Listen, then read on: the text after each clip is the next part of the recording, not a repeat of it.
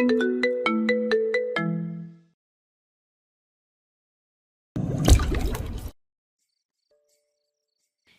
আব্বু নেই বলে আজ ডাকলি না আমায়?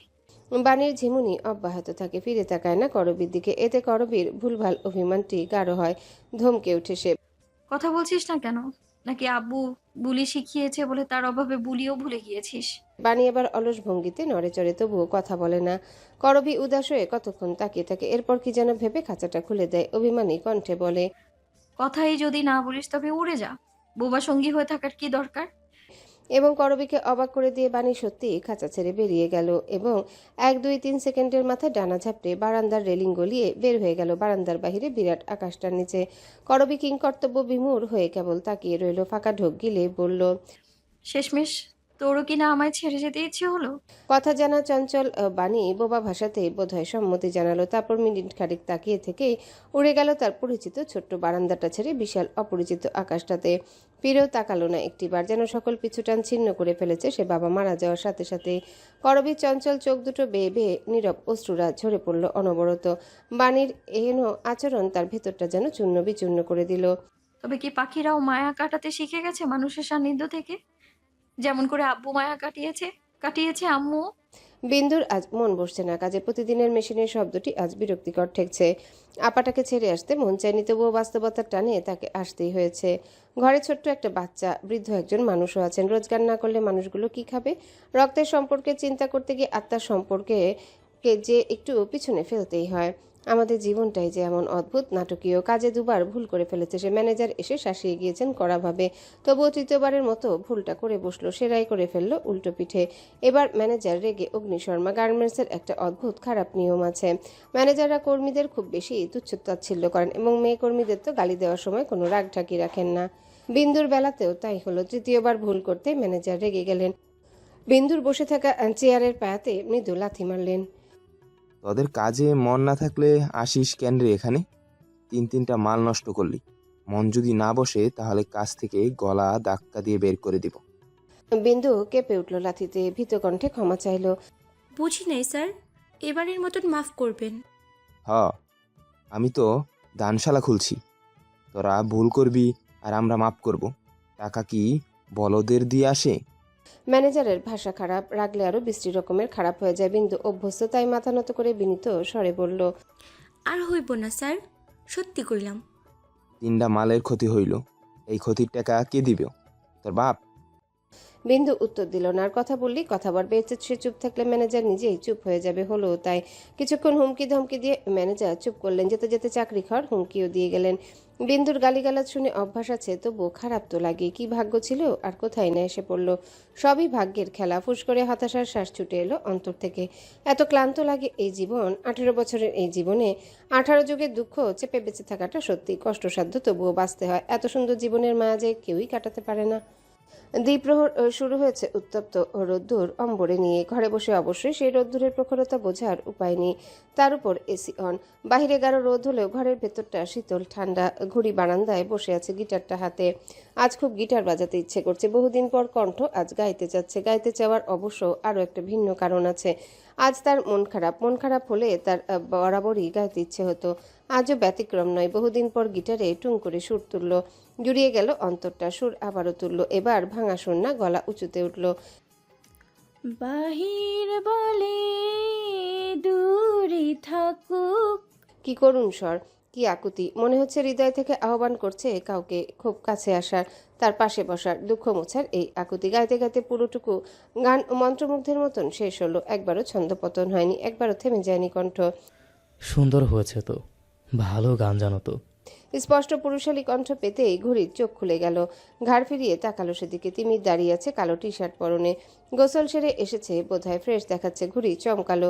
তিমি নিজে থেকে কখনোই কথা বলে না, প্রশংসা তো করে না বললেই চলে। হঠাৎ আজ লোকটার প্রশংসা অমাবস্যার চাঁদ হাতে পাওয়ার মতন মনে হলো। অবিশ্বাস্যকর। গান শিখেছিলে বুঝি? উৎসুক নয়নে তাকিয়ে আছে তিমির উত্তরের আশায়। ঘুড়ি গিটার পাশে রেখে চেয়ার ছেড়ে দাঁড়ালো। উপর নিচ মাথা নাড়িয়ে সম্মতি জানালো। হ্যাঁ। দারুণ কণ্ঠ তোমার।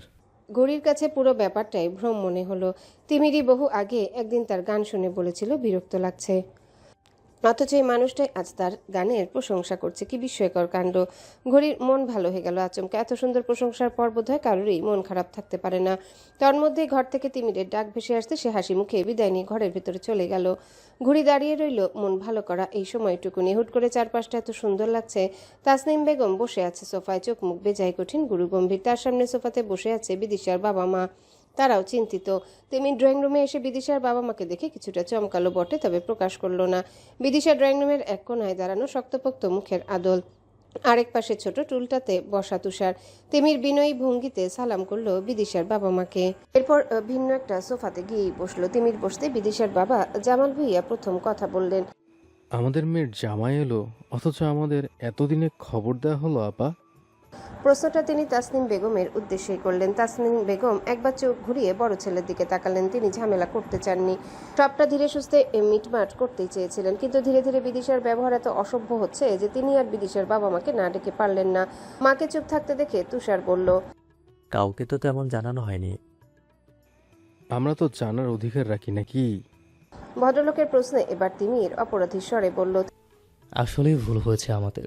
ভাইয়া হুট করেই আসছে, সেজন্যই বোধহয় আজ আপনাদের দাওয়াত দেওয়া হয়েছে।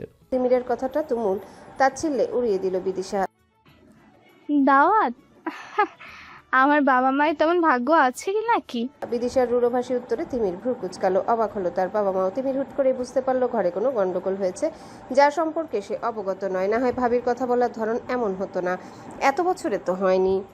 জামাল ভুঁইয়া মেয়ের দিকে তাকালে কিছুটা চাপা ধমক দিয়ে বললেন, কিভাবে কথা বলছো তুমি? তাসনিম বেগম যেন এই মোক্ষম সুযোগটিরই অপেক্ষা করছিলেন। মুহূর্তেই তিনি জবাব দিলেন, আপনাদের মেয়ে এখন এভাবেই কথা বলে এবং সেজন্যই আপনাদের এখানে আনানো হয়েছে। কথাটা যেন বিস্ফোরণ ঘটালো ড্রয়িং রুমের মাঝে। তুষারও অবশ্য অবগত ছিল না মায়ের এমন কাণ্ড সম্পর্কে, তবে ভাবলেশীন দাঁড়িয়ে রইল বিদিশা। বিদিশার মা লিপি ভুইয়া চট করে সোফা ছেড়ে উঠে দাঁড়ালেন। তিনি বোধহয় সবটুকুই আজ করতে পেরেছেন এতক্ষণে। নারী মন বড়ই তীক্ষ্ণ, এরা পরিস্থিতি দেখলেই ঘটনা বোঝার সক্ষমতা রাখে। তিনি মেয়ের কাছে গেলেন, ভারী রুষ্ট চোখে তাকালেন, বললেন, কি করেছিস বিদু? আমি তো তোমাদের ডাকিনি, যে বা যিনি বা যারা ডেকেছে তাদের জিজ্ঞেস করো। বেপরা এই মেয়েটিকে বাবা মায়ের কাছে বড় অপরিচিত ঠেকলো। মায়ের মন তো ভীত হলো অনেক। মেয়ের সংসার ভাঙার আভাসে কেঁপে উঠল অন্তর। তাই তিনি ধমকালেন, সাবধানে কথা বল, কোথায় কি বলতে হয় জানিস না? বিদিশার ভেতর ধমকের কোনো প্রভাব দেখা গেল না। পরিস্থিতির বিপরীতে চলে যাচ্ছিল বিধায় তিনি উঠে দাঁড়ালো। ভদ্রমহিলাকে টেনে এনে বসালো সোফায়। স্থির স্বরে বলল, ঠান্ডা হন আন্টি, ভাবি হয়তো ডিস্টার্বড। ভদ্রমহিলার মন ঠান্ডা হলো না, বরং চঞ্চল হয়ে গেল ভীষণ। জামাল ভুঁইয়া নিজের স্ত্রীকে চোখ দিয়ে ইশারা করলেন ঠান্ডা হওয়ার জন্য। অতঃপর নিজেই তাসনিম বেগমকে জিজ্ঞাসা করলেন, কি হয়েছে যদি খুলে বলতেন? কি হয়েছে চোখের সামনেই তো দেখতে পাচ্ছেন, আপনাদের মেয়ে আপনাদের সাথে এমন অসভ্য আচরণই করে যাচ্ছে। এমন হলে তো। বাকি কথা শেষ করলেন না তিনি। অবশ্য শেষ করার প্রয়োজনও নেই, কারণ সকলেই কথার ইঙ্গিত বুঝতে পেরে গিয়েছে অনায়াসে। তিমিরের কাছে সবটাই অস্বচ্ছ এবং নতুন। সে মায়ের দিকে বিস্ময় নিয়ে তাকালো। কি বলছেন এসব? যা বলছি সবটাই সঠিক। তুমি তো বাড়ি থাকোনি বেশি সময়, তাই জানো না ইদানিং ও কি কি করছে। কোনো বেয়াদবি বাদ রাখেনি। মুখ সামলে কথা বলুন, ভাবি সম্পর্কে বাজে কিছু বলবেন না। রীতিমতো রেগে গিয়েছে তিমির। ঘটনা বিগড়ে যাচ্ছে, কথার পৃষ্ঠে কথা উঠে। বিদিশা উদাস নয়নে তাকালো। তিমিরকে উদ্দেশ্য করে বলল, ভুল কিছু বলিনি তোমার মা। হ্যাঁ, তুমি তো বলো তুমি কি করেছো। তোমার ছেলেরা তো আর আমার কোনো কথাই বিশ্বাস করে না। তাসনিম বেগমের কণ্ঠে অভিযোগের ছাপ। তিমির রাগে ফুঁসছে। তার জন্য আপনিই দায়ী। কখনো নিজের ভুলটা মানতে শিখলেন না, সব সময় এই রোর ঘাড়েই দিয়ে গেলেন। কথার সূচনা এক হলেও তা গুরুতর ঝামেলার দিকে মন নিচ্ছিল। তাই বিদিশার কথা থামানোর জন্য বলল, ভাইয়া তুমি কিছু বলো না। আমিও চেয়েছিলাম বাবা মা আসুক, অনেক তো হলো এখানে সংসার করা, আর স্বাদ নেই, আমি ফিরে যেতে চাই। দ্বিতীয় বোমাটা যেন ফাটলো এবার। তাসনিম বেগমকে অবধি সেই ভয়ঙ্কর বাতাস ছুঁয়ে গেল। তিনি ভেবেছিলেন মেয়েটা বাবা মাকে আনলে, তারা বুঝিয়ে শুনিয়ে গেলে মেয়েটা আবার হয়তো আগের মতন হয়ে যাবে। অথচ তেমন কোনো শঙ্কাই নেই। এই বিদিশা আর আগের মতন হওয়ার নয়। বিদিশার মা রেগে গেলেন। ফাজলামো হচ্ছে এখানে। কি বলছিস বিদু? সংসার কোনো ছেলে খেলা নয়। আচ্ছা তাই নাকি? অথচ আমার তো মনে হলো সংসারের নাম দিয়ে এত বছর আমাকে দিয়ে ছেলে খেলাই করানো হলো। তখন তোমার কথা কই ছিল মা? জামাল ভুঁইয়া বুদ্ধিমান মানুষ, মেয়ের কথা বুঝতে তার সময় লাগলো না। তিনি এবার নরম স্বরে মেয়েকে উদ্দেশ্য করে বললেন। তুমি কি চাচ্ছ মা? বিদিশার কঠিন চোখ মুখ বাবার কথায় নরম হয়ে এলো। যাক, অবশেষে কেউ অন্তত জানতে চাইলো তার কি চায়। নয়তো এই সংসারে যেমন মূল্যহীন হয়েছিল, কেউ তো মানুষই মনে করতো না, ভাবতো খেলার পুতুল। বিদিশা বাবার কাছে গেল, পাশে গিয়ে বসলো। বাবার বুকে মাথা দিয়ে ক্লান্ত স্বরে বলল। আমি একটা শক্ত বুক চাই বাবা, যেখানে আমি থেকে যেতে পারবো অনায়াসে। আর এই পৃথিবীতে সেই বুক তোমার ছাড়ার কারণেই। এই সংসারে এতগুলো বছর যাবৎ আমি ছিলাম। এ ঘরে প্রতিটা আনাচে কানাচে আমি স্বপ্ন পুষেছিলাম। বিয়ের পরের দিন যেই মেয়েটার স্বামী সংসার ছেড়ে চলে যায়, সেই মেয়েটার এতগুলো দিন এই সংসারে থাকার কথা নয়, তবুও আমি থেকে গিয়েছিলাম। কোন লোভে কে জানে, বহু সাধ্য সাধনা করেছে এই সংসারকে আপন করতে, কিন্তু আমি ব্যর্থ বাবা। আর যে পারছি না। এই সংসার আমার আপন নয় বাবা, আমার দম বন্ধ লাগে। আমায় তুমি নিয়ে যাও, আমি আর পারছি না। তুষার এতক্ষণ নীরব দর্শক ছিল, এখনো তাই। তবে মনের কোথাও একটা অপরাধবোধ মাথাচাড়া দিয়ে উঠল, কিন্তু তার মস্তিষ্ক সেই অপরাধবোধ মানতে প্রস্তুত নয়। বিদিশার মা হয়তো কিছু বলতেন, কিন্তু তার আগে জামাল ভুঁইয়া তাকে থামিয়ে দিলেন। গমগমে গলায় বললেন। নিজের জিনিসপত্র গুছিয়ে আনো মা, তোমার আজ ছুটি। আমারই ভুল ছিল। যে ছেলে এমন একটা বিবেকহীন কাজ করতে পারে, সে ছেলের ভরসায় তোমাকে রেখে যাওয়া উচিত হয়নি। কথাটা ভীষণ মনে লাগলো তুষারে। সে সশব্দে টুল ঠেলে উঠে গিয়ে নিজের রুমে দরজা লাগিয়ে দিল। তা দেখে জামাল ভুঁইয়া তাসনিম বেগমকে খোঁচা মেরে বললেন। আমার মেয়েকে অসভ্য বলার আগে নিজের ঘরে ঠিক করে রাখা উচিত ছিল আপনার আপা। বড় দুঃখের সাথে বলতে হচ্ছে, আপনাদের রক্তের স্বার্থপরতা ছিল। আমার মেয়েকে আমার চেয়ে ভালো কেউ চেনে না। করবীর ফুলো মুখ, গালের এক সাইডে দেখা যাচ্ছে অযত্নের ব্রণ, চুলগুলো বাউন্ডুলে এলোমেলো। নীল রঙের জামাটা ঝকঝকে, ফর্সা শরীরে মনে হচ্ছে যেন একখণ্ড আকাশ জড়ানো। ধীর পা জোড়া, হাঁটতে চায় না, তবুও জোর করে তাদের টেনে নিয়ে যাচ্ছে। সপ্তাহখানেক হলো টিউশনিতে যায়নি, আর যে দায়িত্বের প্রতি অবহেলা করা যায় না। ক্লান্ত বুক চিরে বেরিয়ে আসে তিক্ত শ্বাস, চোখগুলো টলমল করে উঠে নোনা জলে। আকাশে অগণিত পাখি উঠছে, কিচিরমিচির শব্দ কানে লাগছে বড়। করবিশি আকাশের পানে তাকা এক বুক আশা নেই। এ নতুন নয়, গত কয়েকদিন যাবতই সে পাখির শব্দ শুনলেই ছুটে আসে, আকাশের দিকে পলকহীন তাকিয়ে থাকে। এই বুঝি বাণীটা উড়ে এলো, ভাঙা ভাঙা করে কতগুলো কথা বলল, অথচ এমন কিছুই হয় না। আশার আলো জ্বলতে জ্বলতে নিভে যায়, অথচ বাণীটা ফিরে না। এই 800 কোটির পৃথিবীতে তার নিজের বলতে কেউ নেই। এই বাক্যটির চেয়ে নির্মম বাক্য আর হয় না বোধ করি। আজ এত দেরি হলো বাণীর মায়ের? খুব নিকটে একটি পরিচিত পুরুষ কণ্ঠ পেতেই করবি চমকে উঠল। এতটাই ধ্যানে মগ্ন ছিল যে সে বুঝছেইনি তার সামনে হিরণ দাঁড়ানো। করবিকে চমকাতে দেখে হাসলো হিরণ। কিভাবে বাণীর মায়? মেয়েটা আরো হাসির বিপরীতে জোরপূর্বক হাসে, উচ্ছ্বাসীন কণ্ঠে বলে। কিছু না। রাস্তার মাঝে এমন করে ভাবতে ভাবতে হাঁটলে তো গাড়ি তোমাকে উড়িয়ে দেবে। তাতে খারাপ হবে না, বুঝলে? ঠোঁটে ঝোলানো বিষাদ হাসিটা আরেকটু গাঢ় হলো মেয়েটার। হিরণ তপ্ত শ্বাস ফেলে। করবির এত বিপর্যস্ত অবস্থা ছেলেটাকে শান্তি যে দেয় না। কিভাবে মেয়েটাকে বুঝাবে সেটা? তুমি এখানে কেন? কোনো দরকারে এসেছিলে বুঝি? করবির প্রশ্নে হিরণ মাথা নাড়ায় ডানে বামে, অর্থাৎ না। এরপর মুখে বলে, আমি রোজই এখানে আসি। হিরণের উত্তরে কিঞ্চিত অবাক হয় করবি। ডান ভ্রুটা খানিকটা উঁচু করে বলে। রোজ আসো কেন? তুমি না এই সময় এলাকায় আড্ডা দিতে? করবির প্রশ্নে মাথা নিচু করে হাসে হিরণ। কথার প্রসঙ্গ পাল্টানোর চেষ্টা করে বলে, চলো হাঁটি, টিউশনে যাবে তো? করবি সম্মতি দিয়ে হাঁটতে শুরু করে। আকাশে তখন সূর্যের তেজ নেই, গরমটাও কমে এসেছে। চারিপাশে কোলাহল। বিকালের ফুটপাতে কিছু কিছু জায়গায় কৃত্রিম আলো জ্বলে উঠেছে। কিছু খাওনি কেন? হুট করে হিরণের অদ্ভুত প্রশ্নে ভ্রু দুটো কুঞ্চিত করলো করবি। সে খায়নি এই কথাটা হিরণ জানলো কিভাবে, তা ভেবে অবাক হওয়া। হিরণ আবারও বলে, চলো কিছু খেয়ে নিই, আমিও খাইনি। করবি শুধালো, খাওনি কেন হুতুমের মাস্তান? তোমার সাথে খাবো বলে। করবি ছোট্ট শ্বাস ফেললো। ইচ্ছে নেই। হিরণ জোর করলো না, বরং শান্ত ছেলের মতো মাথা দুলিয়ে বলল, আচ্ছা। বললে না রোজ এই রাস্তায় আসো কেন? আসি আর কি, একটা কারণে। কবে থেকে আসো? কই দেখিনি তো কখনো।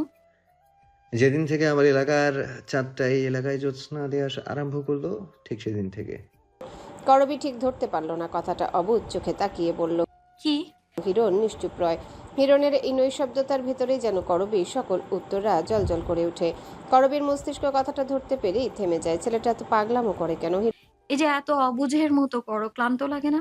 বারবার প্রত্যাখ্যানের পর একজন মানুষ মুখ ফেরায় বলো তো? মানুষেরটা তো জানি না, তবে হিরণ শেষ নিঃশ্বাস অব্দি ফেরাতে পারবে না, ক্ষমা করো। হিরণ ভেবেছিল তার এমন একটা কথার পর করবি রেগে যাবে, প্রতিক্রিয়া দেখাবে, কিন্তু তেমন কিছুই হলো না। বরং মেয়েটা উন্মনা হয়ে হাঁটলো কেবল। হিরণ আবেগ ভরা চোখে তাকালো। করবিকে চুপ থাকতে দেখে তার প্রেমের সাহস যেন কিছুটা বেড়ে গেল। হুট করে বলল, আচ্ছা, কতবার প্রত্যাখ্যানের পর একজন মানুষ ভালোবাসতে বাধ্য হয় বলো তো? করবির ঠোঁটের কোণায় অনুরাগ দেখা যায়, খুব বলতে ইচ্ছা করে। হিরণের মতন মানুষ হলে মিছিমিছি 2 প্রত্যাখ্যানের পরেই ভালোবাসা এসে পড়ে। প্রথম প্রত্যাখ্যান মন থেকে, আর দ্বিতীয়টা দেখানোর জন্য। অমন সোহাগ জানা পুরুষ কজনই বা ফেরাতে চায়, কিন্তু বলে না, বলা হয়ে ওঠে না। এই অনুরাগপূর্ণ কথাগুলো বুকের কোণাতেই থেকে যায়, তারা কড়া শাসনের ফলে। বাকি পথটুকু নীরব হাঁটে দুজনাই। এরপর যখন করবি টিউশনির বাসায় ঢুকতে যায়, ঠিক সেই সময় ছেলেটা তাকে দাঁড় করিয়ে কোথায় যেন গিয়ে আবার ব্যস্ত পায়ে ফিরে এসে করবির হাতে কেক জুস ধরিয়ে দেয়। ভীষণ আবদার ভরা কণ্ঠে বলে, মনের দুঃখ পেটকে দিয়ে লাভ নেই, বাঁচতে যেহেতু হচ্ছে শুধু শুধু দেহকে কষ্ট দিয়ে লাভ কি? খেয়ে নাও, আমি অপেক্ষায় আছি, একসাথে ফিরবো, কেমন? করবি নিষেধ করলো। না না, চলে যাও তুমি, আমি একা যেতে পারবো। হিরণ মাথা নাড়ায়, বুঝায় সে চলে যাবে, কিন্তু করবির মন জানে ছেলেটা যাবে না, এখানে ঠায় দাঁড়িয়ে থাকবে। দুঃখের সময় ছেলেটা রুমাল হতে যে ভালোবাসে। কেমন যেন স্বাদ হয় এই ক্লান্ত সংসার ছাড়িবার। আদেশ নেই প্রস্থানের, আর ইচ্ছে নেই রহিবার।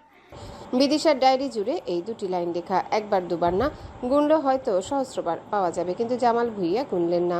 মেয়ের ব্যক্তিগত কষ্ট কোনো বাবাই সহ্য করতে পারেন না, তার উপর কষ্টের পরিমাণ কেই বা যাবে দাড়িপাল্লা দিয়ে মেপে দেখতে।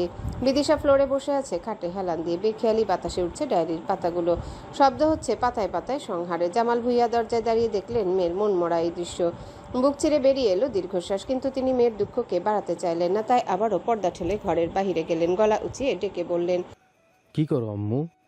কথা বলতে বলতে ধীর পায়ে ভেতরে ঢুকলেন। ততক্ষণে বিদিশা দাঁড়িয়ে গিয়েছে, একদম পরিপাটি হাবভাব। একটু আগে অবধি যে বিদিশা ফ্লোরে মন মরা হয়ে বসেছিল, সেই বিদিশার সাথে এই বিদিশার যেন বহু তফাৎ।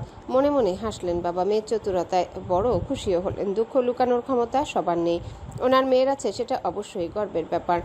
কিছু করছি না বাবা, কিছু বলবে? কিছু না বললে বুঝি আসা যায় না? বাবার কথার প্যাচে পড়ে হাসল সে। অবশ্যই যাই, বসো। বাবা বসলেন কাঠের চেয়ারটা শব্দ করে টেনে। দুজন মানুষের ভিতরে কথার পাহাড়, অথচ শুরু করার উপলক্ষ না পেয়ে শুনশান নীরব হয়ে স্থির থাকলো দুজন। বাহির থেকে তখন বিদিশার মায়ের নাক টানার শব্দ পাওয়া যাচ্ছে, হয়তো শব্দহীন কাঁদছেন। আজ বিকেলে কিছু আত্মীয় এসেছিলেন, ওনাদের হা হুতাশ বিদিশার সংসার ভাঙা ঘিরে। মায়ের মন সেই হা হুতাশে ব্যথিত হয়েছে ভীষণ। মানুষগুলো যাওয়ার পর থেকে নাক টেনে টেনে নীরবে কান্না চলছে, তা এখনো জারি রেখেছেন। বাবা মেয়ের কান সেই কান্নাতে আটকে গেল। বিদিশা ছোট স্বরে বলল, মা বোধহয় কাঁদছে। বাবা আনমনে বলল, হয়তো। আমি আসতে তোমাদের বড্ড যন্ত্রণা হয়ে গেল, তাই না বলো? জামাল ভুঁইয়ার অন্যমনস্কতা কেটে গেল। চপল চোখগুলো মেয়ের দিকে স্থির করে বললেন, এমন বলছো কেন? আমি কই বললাম মায়ের কান্না বলছে। বিদিশা ঠাহর করলো। তার কথার পরপরই কান্নার শব্দ একদম মৃদু থেকে মৃদুতে চলে গেল। দরজার পর্দাটাও কেঁপে উঠল, কাঁপলো নারী ছায়াটাও। মা যে দরজার বাহিরে দাঁড়িয়ে শুনেছে, তার বলার অপেক্ষা রাখে না। তুমি আসার যন্ত্রণা এই কান্না নয়, এই কান্না আমার যন্ত্রণা অন্তর পুড়ে অঙ্গার হয়ে যাওয়ার। কান্নার ধরন বুঝলে না জো? আমার যন্ত্রণা কই হলো? মুক্তিতে কারো যন্ত্রণা হয় নাকি? মেয়ের কথা ঘুরানোর কৌশলে বাবা মাথা নাড়ালেন মৃদু। উঠে যেতে যেতে বললেন, মুক্তিতে যন্ত্রণা হয় কি বলল? যন্ত্রণা হয় মৃত্যুতে। আর তোমার সংসার জীবনের এই মৃত্যুতে আমার কষ্ট হচ্ছে, আমি বুঝি। ঘুড়ি মন খারাপ নিয়ে পড়তে বসেছে। যেমন তেমন মন খারাপ না, ভীষণ মন খারাপ। একটি উজ্জ্বল তারা আকাশ থেকে খসে পড়লে যেমন আকাশের মন খারাপ হয়, ঠিক তেমন খারাপ। করবি এসে বসার পরপরই সে মন খারাপ নিয়ে উঠে গেছে। তারপর এক গ্লাস পানি নিয়ে এসে দিয়েছে। মন খারাপ নিয়ে সব পড়া এগিয়ে দিয়েছে। করবি বেশ খানিক্ষণ যাবতই ঘুড়ির এই মন খারাপ খেয়াল করছে। অতঃপর বলল, কি হয়েছে বলো তো? আজ আকাশ অন্ধকার কেন? ঘুড়ি চঞ্চল চোখে বারান্দা দিয়ে আকাশের দিকে তাকালো। অন্তরিক্ষের নীরদ তখন আনমনে উঠছে। বিকেলের কমলা রং তখন বুক ফুলিয়ে হাসছে গগন বক্ষে। কই আকাশ তো অন্ধকার নয়। ঘুড়ির সরল ভ্রুজোড়া কুচকে এলো। আদ্র স্বরে জিজ্ঞাসা করলো, কোথায় অন্ধকার? এই যে অন্ধকার চোখ দুটিতে, অন্ধকার ঘড়ির চঞ্চল ঠোঁটে, মনে হচ্ছে মনের ভেতর ঝড়ের ভীষণ তোলপাড়। এই যে এত এত অন্ধকার, দেখছো না বুঝি? করবীর কাব্যগাথা কথায় ছোট মেয়েটির মুখে হাসি ফুটে উঠল, খানিক ঠোঁট বাঁকিয়ে হেসে বলল, ওহ, আমার কথা বলছিলেন? বুঝিনি। তা বললে না তো, মন খারাপ কেন, কিছু হলো? ঘুড়ি ফুস করে শ্বাস ফেলল, হতাশ কণ্ঠে বলল, কেবল কিছু নয়, অনেক কিছু হয়েছে। আপনি তো আসেননি 1 সপ্তাহ, তাই জানতেই পারেননি। কি হলো এমন? ভাবি আছে না, সে চলে গিয়েছে। ঘুড়ির কথা বোধগম্য হলো না। করবীর বোকা চোখে তাকিয়ে বলল, কোথায় গিয়েছিলে? তার বাবার বাড়ি, একবারের জন্য চলে গিয়েছে। করবী কিছুটা অবাক হলো, পুরো ব্যাপারটা তার কাছে অসহ্য।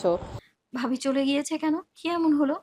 ঘড়ি এবার সবটা খুলে বলল, বিদিশার বিয়ের প্রথম থেকে শেষ ভাগের সবটুকু। যেতে যেতে বিদিশা কেমন পাথর হয়ে প্রস্থান নিয়েছে তা বলতেও বাকি রাখেনি। করবীর বড় আফসোস হলো মেয়েটার জন্য। চোখে মুখে উদ্বিগ্নতা দেখা গেল, চাপা স্বরে বলল, ভাবির বাবার বাড়ির ঠিকানা জানো? ঘুড়ি মাথা নাড়িয়ে হ্যাঁ জানাতেই করবী জানালো সে ভাবিকে দেখতে যাবে। তা শুনে বায়না জুড়ল ঘুড়িও। করবী রাজি হলো। ঘুড়িকে সাথে নিয়ে বিদিশাকে দেখতে যাওয়ার দিন নির্ধারণ করলো। মনে মনে বিদিশার পরিবারটির বিরুদ্ধে বিরূপ প্রভাব পড়ল মনে। এত নিচু মন মানসিকতা মানুষের ভাবতেই তার দীর্ঘশ্বাস বেরিয়ে এলো। তখন বিকেল পেরিয়ে সাজ নেমেছে ধরায়। রাস্তার হলুদ নীল সাদা আলো ওগুলো জ্বলে উঠেছে জোনাকির মতন। ফুটপাতের নীল পলিথিনে দোকানগুলোতে বসেছে কত মুখরোচক খাবারের সমাহার। কোথাও বা বসেছে ভ্যান ভর্তি ঝুমকো, নেলপালিশের হাট। করবী যখন ঘুড়িদের বাসা থেকে নামলো তখন বাজে 7:30। সিঁড়ি পেরিয়ে গেটের সামনে তাকাতেই দেখলো হিরণ নেই। করবী হাঁপ ছেড়ে বাঁচলো। যাক, ছেলেটা কবে এতক্ষণ অপেক্ষা করেনি। তবে কোথাও যেন মনক্ষুণ্ণ হওয়ার আভার থামাচাপা দেওয়ার তুমুল চেষ্টা করলো। যেই গেট পেরিয়ে রাস্তায় পা ফেললো ঠিক সেই মুহূর্তে হিরণের হাস্যোজ্জ্বল মুখটি নজরে পড়লো। ঠোঁটে একটা মহামূল্যবান খাদ্যবিহীন হাসি ঝুলিয়ে বলল, তুমি বুঝি একটু বেশি সময় ধরে পড়াও? প্রায় 2 ঘন্টা পড়ালে। তা নয়, অনেক বন্ধ পড়েছে বিধায় একটু বেশি পড়লাম। তুমি যাওনি কেন? যাওয়ার কথা তো ছিল না। ছিল। কখন ছিল?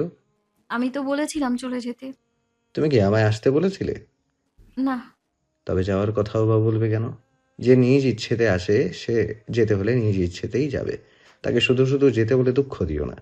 কেমন দুঃখী দুঃখী একটা কথা হিরণ শুদ্ধতম হাসি দিয়ে বলে ফেললো, অথচ কথাটার ভেতরে ছিল কেমন গাঢ় অভিমান, অভিযোগ। করবী অবশ্য অতটুকু ভেতরে ছুঁতে পারল। কিছুটা বিরতি নিয়ে হাঁটা আরম্ভ করলো। হাঁটতে লাগলো হিরণও। বেশ খানিকক্ষণ রঙিন পথটা হেঁটে পার করলো নিশ্চুপে। হিরণ অপরাধী স্বরে বলল, রাগ করেছো? রাগ করার মতো কিছু বলেছো? না। তবে রাগ করবো কেন? কি জানি রুবি, আমি তো বলি ভালোবাসতে পারার মতন কথা, অথচ তুমি ভালোবাসো না। তাই বুঝি না কোন কথাতে রাগ করবে আর কোন কথাতে অনুরাগ। করবীর রুষ্ট চোখে তাকালো, প্রশ্রয় না নিয়ে বলল, একদম এমন কথা বলবে না। এসব বললে আমার সাথে কথা বলবে না আর। কি অদ্ভুত তাই না? যার জন্য ভালোবাসা সে বুঝে না, অথচ গোটা পৃথিবী জানে। হিরণ নামের একটি বখাটে ছেলে ভদ্র রুবিতে মুগ্ধ হয়ে মরেছে, অথচ যার জন্য মরলাম সে এক মুঠো প্রেমও দিল না সমাধিতে। করবী চমকে তাকালো। হিরণ এত সুন্দর করে কথা বলতে পারে তার ধারণাতে ছিল না। ল্যাম্পপোস্টের জলজল আলোয় শ্যামলাটে হিরণকে তার জনম জনমকার প্রেমের পিয়াসু মনে হচ্ছে। কি মায়া আছে ওই অবিশ্লেষিত চোখ দুটোতে কে জানে। তাকালেই মনে হয় আটকে যাবে মন, ফেসে যাবে বুকের ভেতর শাসনে থাকা সেই প্রেম। সোহাগ জানা পুরুষ তখন জেনে যাবে ভদ্র রুবির মন অবাধ্য হতে চায়, অভদ্রের হাত ধরে জীবন দেখতে চায়। কিন্তু এই কথা যে জানতে দেওয়া যায় না বিধানে নেই। বিন্দুর প্রেমের মানুষকে নিলে মেয়েটা কাকে ধরে বাঁচবে, কাকে দেখে মুগ্ধ হবে, কার জন্যই বা ক্যাটকেটে হলুদ রঙের জামা পরবে। বিন্দু শখ আহ্লাদ যাকে ঘিরে তাকে ঘিরে সংসার সাজানো যায় না, উচিত নয়। হাঁটতে হাঁটতে বাড়ির সামনে এসে পৌঁছায় তারা। করবীর পা থেমে যায় পরিচিতদের দেখে। একটা ছোট মেয়ের হাত আঁকড়ে ধরে আছে আরেকটা ছোট হাতকে। বিন্দুদের আকস্মিক দেখে করবী কিছুটা হোঁচট খায়, ভয়ও হয় খানিক। হিরণকে পাশে দেখে বিন্দুটা কি ভাববে সেটা ভেবে মনও উতলা হয়। অথচ বিন্দুর ঠোঁটের বিশাল হাসি বিশালই থাকে। চঞ্চলা স্বরে বলে, আরে হিরণ ভাই, তুমি এইখানে আপার লগে আইলা? ভালাই হইছে তুমি আছো আপার লগে। আমার যে কি দুর্ভাগ্য, আপার খারাপ সময়ে থাকতে পারছি না। হিরণ ভাই, তুমি একটু আপার আগে পিছে থাইকো কয়টা দিন, আপার ভালো লাগবো। বিন্দুর এত সরলতা, এতটা স্বাভাবিকতা আশা করেনি করবী। ভেবেছিল মেয়েটা একটু হলেও দুঃখ পাবে হয়তো মনে মনে। ততক্ষণে হুতুম এসে বাণীর মায়ের কোমর জড়িয়ে ধরেছে। হুতুমের মাস্তান গাল টেনে দিল বাচ্চাটার। দূর থেকে দাঁড়িয়ে হাসতে থাকা বিন্দু শুষে নিল চোখের জলটা সবার অগোচরে। নিজে নিজে বিড়বিড় করে বলল, আমি এত স্বার্থপর নাকি যে আপার সুখ দেখলে আমার দুঃখ হইব? আপার সুখ আর হিরণ ভাইয়ের সুখ যেই হানে আইসা থামবে, আমি যে তার থেকে বহুদূর, হেডা কি আর আমি জানি না? জানি, তবু ভালোবাসলে একটু তো পাইতে মন চায়। ছাদের ঘরটায় আমার বালিশের পাশে বালিশটাই তোমারে তো একটু দেখতে মন চায় হিরণ ভাই। তাই বইলা তোমারে দুঃখ দিমু নাকি, না আপার সুখ দীক্ষা জ্বলমু? আমার বালিশের পাশে তোমার বালিশটা চিরজীবন না হয় খালিই থাকবে। আমার যে তাও হুতুম আছে, আপার তো কেউ নাই, কেউ নাই। আপার হয়ে না হয় তুমিই থাকলা। রান্নাঘর থেকে ছ্যাঁৎ শব্দ ভেসে আসছে। গরম তেলে মাছ ভাজছে বিন্দু, ইলিশ মাছ। আজ কাজ থেকে ফেরার পথে একটা ইলিশ মাছ নিয়ে এসেছে, আপার বাড়িতে এসে রান্না করবে বিধায়। করবি গোসল সেরে এসেছে। যেদিন বাহিরে যায় সেদিন সে দুবেলা গোসল করে। না হয় শরীর বেশ আঠালো লাগে, গরমে ঘুম হয় না রাতে। হুতুম খাটে বসে পড়ছিল। করবি ওর জন্য বই কিনে রেখেছিল, সেগুলোই নেড়েচেড়ে দেখছে। ভুলভাল উচ্চারণে সরেয়া সরেয়া পড়ছে। করবি বিছানায় এসে বসতেই হুতুমে গিয়ে গলা জড়িয়ে ধরল, গালের সাথে গাল চেপে বসলো আদুরে ভঙ্গিতে। তার আধো বলিতে বলল, বানির মা, বানি কই গেছে? করবি ভেজা চুলে গামছা পেঁচাচ্ছিল তখন। হুতুমের কথায় তার হাত থেমে যায়, চোখ ঘুরিয়ে তাকায় বাচ্চাটার দিকে। অবসাদ জাগে তার ঠোঁটে মুখে বুকে, হতাশ স্বরে বলল, চলে গেছে। কেন গেছে? তুমি কি তারে বকছিলা? হুতুমটার কথা ভীষণ সুন্দর, কেমন যেন পলক ফেলতে ফেলতে মিষ্টি স্বরে কথা বলে। করবি জাপটে ধরে তাকে খানি খেসে বলে, বকলেই বুঝি চলে যায় সবাই? হ, বকলেই যায়। বিন্দুবালা যখন বকে তখন তো আমিও চলে যাই। তুমিও যাও। কোথায় যাও বলো তো? আমি বেশি দূরে যাই না বুঝছো, আমি যাই মনিদের বাড়ি। বেশি দূরে গেলে তো বিন্দুবালা আমারে খুঁজা পাইব না, পরে তো কানবো, তাই কাছেই থাকি। কিন্তু বাণীকে তো আমি না বকতেই অনেক দূর চলে গিয়েছে হুতুম। ও বোধ হয় বুঝতে পারেনি ওকে ওকে হারিয়ে কেউ কাঁদবে। করবীর শান্ত কণ্ঠের কথায় হুতুম কোলে বসেই মাথা তুলে তাকালো, চোখে চোখ রাখলো, ছোট হাত দুটো দিয়ে চেপে ধরলো করবীর গালগুলো, ঠোঁট উল্টে বলল, তুমি বুঝি বানির লইগা অনেক কাঁদছো? থাক, কাইন্দো না, ধইরা নাও। আজকা থেকে আমি তোমার বানি, আমি তোমার হুতুম। ছোট মেয়েটির এই বিশাল সান্ত্বনায় করবীর চোখ টলমল করে উঠলো, ঠোঁট কাঁপলো তিরতির করে। মেয়েটাকে বুকে চেপে ধরলো দুহাতে শক্ত বাঁধনে।